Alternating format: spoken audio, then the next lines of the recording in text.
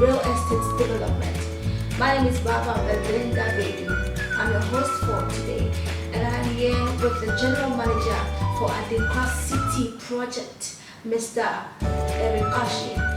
But before we move on to our interview, if you know you haven't subscribed, do want to click on the subscribe button, comment, like and share.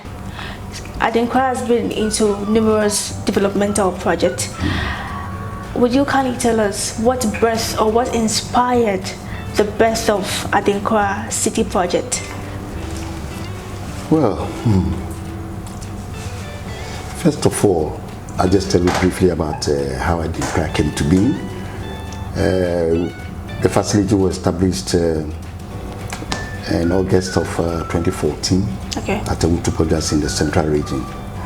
And the vision of the CEO was very exceptional in that he risked building a state-of-the-art hospitality complex, deviating slightly from his normal work as,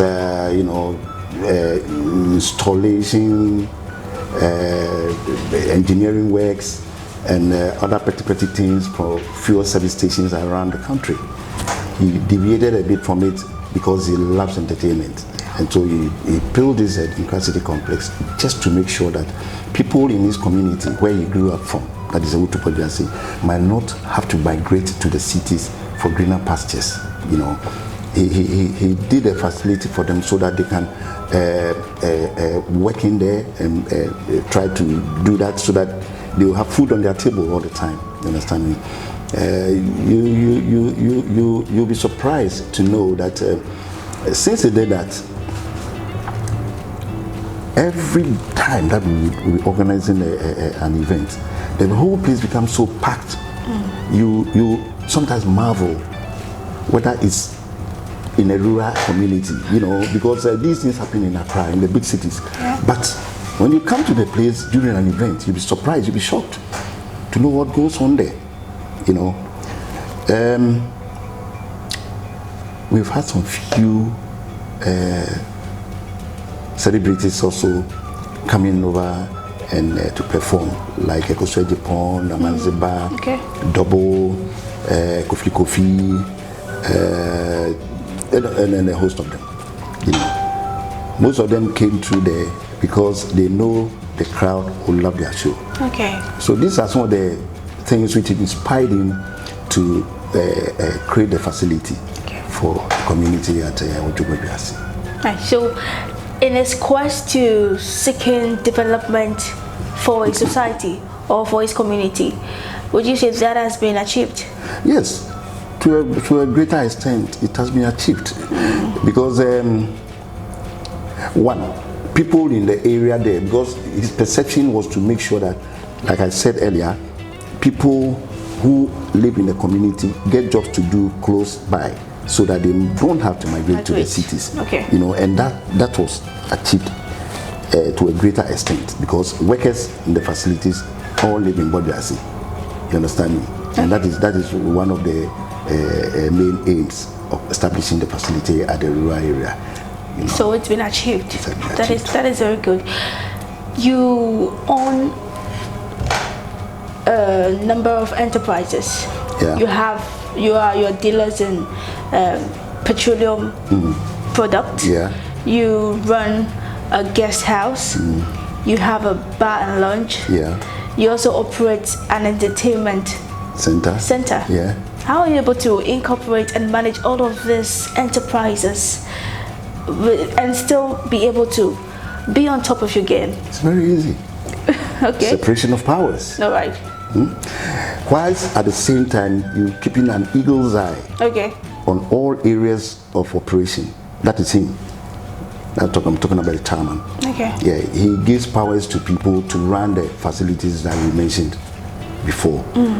And you, madam, take care of the guest house. Another person to take care of the fuel service station. But he'll be sitting back and with an eagle's eye, he knows what goes on every day. Okay. So he can just tap into it and make sure that everything is working perfectly to his satisfaction.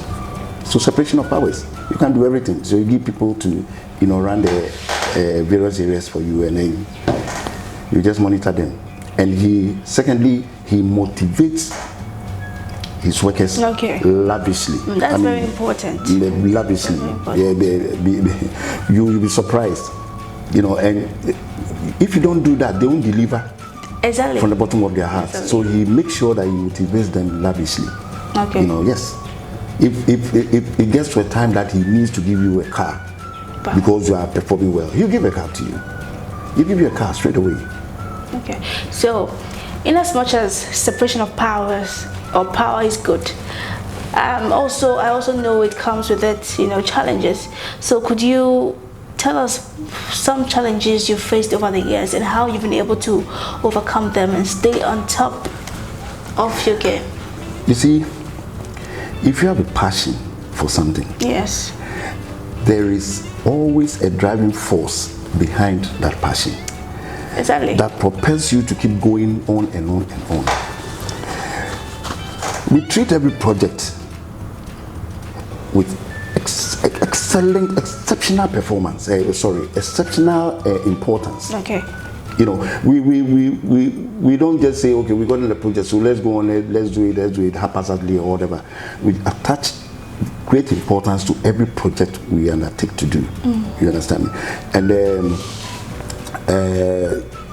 we try also to make sure that we complete our projects on time and then hand over the project something to our clients on time. That is one basic thing that motivates and then makes it to succeed in getting our projects together. Now, what about some challenges you faced? Obviously, there are challenges, though. There are challenges. Like I said, you won't run away from it because let's say there are something like you face something like power cuts, and then you face something like water shortages. All these things are challenges when you're on project site trying to do something on schedule.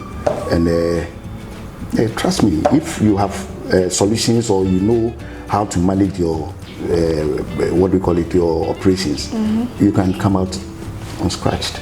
As an industry player, how have you been able to tackle sustainability and still stay relevant in your field or in the industry? Don't forget, our industry is a living industry. Yes. Right? Yeah, it is. And for one to remain afloat, to rub shoulders with other industry players, you have to make sure that you maximize your efforts. Okay. Right? To the best of your ability. By one, recruiting well-qualified staff. And like I said earlier, to motivate them as well. Qualified and committed to the cause. You understand me? And while doing all that, you have to make sure that you maintain good customer relations. Okay. And that is what will get you there. That is what will get you there.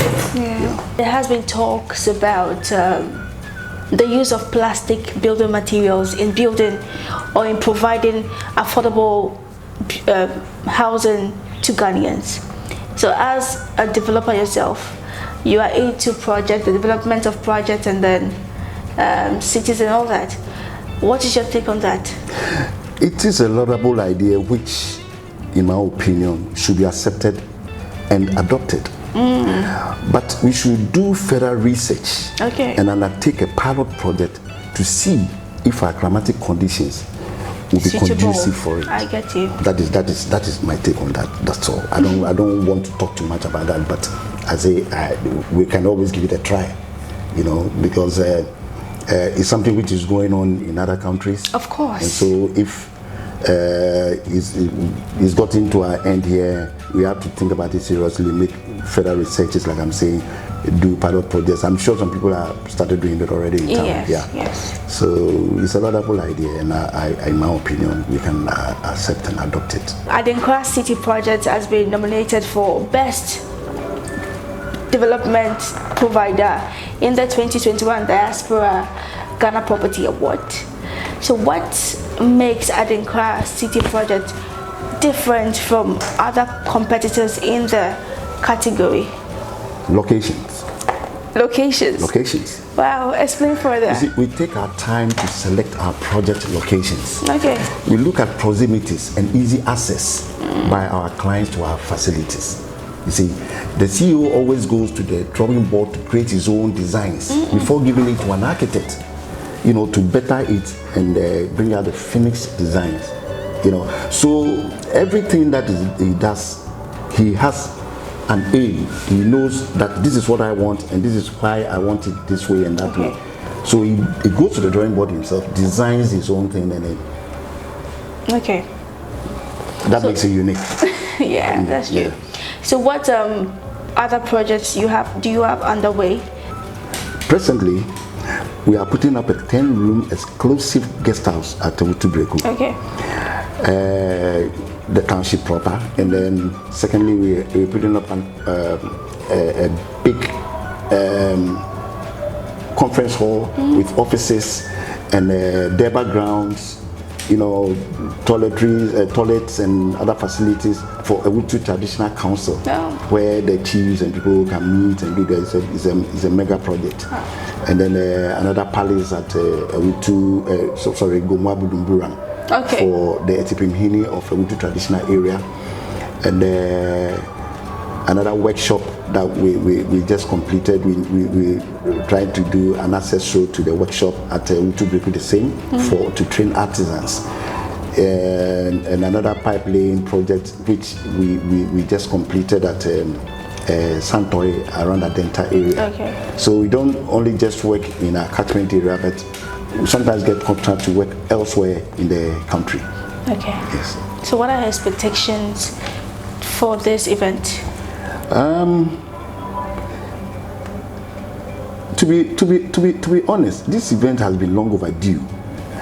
But for anything to be a success, one may encounter some difficulties, i.e. the COVID-19. Of course. It was a major setback for this event, but thank God that we've gotten the green light to host your company to host the event, and we are looking forward to a successful event in London. Let me just chip this in. How has the COVID-19 impacted your company, Adinkra? Because definitely COVID-19 came with a lot of disruptions. So how has it impacted your? Yes, it was a major blow to us, but like everyone else, we tried to contain it. We tried to work to the best of our ability, take care of the clients. We can follow the necessary protocols that were put in place by the government. It was a real, what do we call it, loss around that time. We lost a lot of revenue, but we are still surviving. And I'm sure the government is trying to put in certain measures that will make us get some relief somewhere. So we can't complain. Yeah, thank you. Thank you for your time.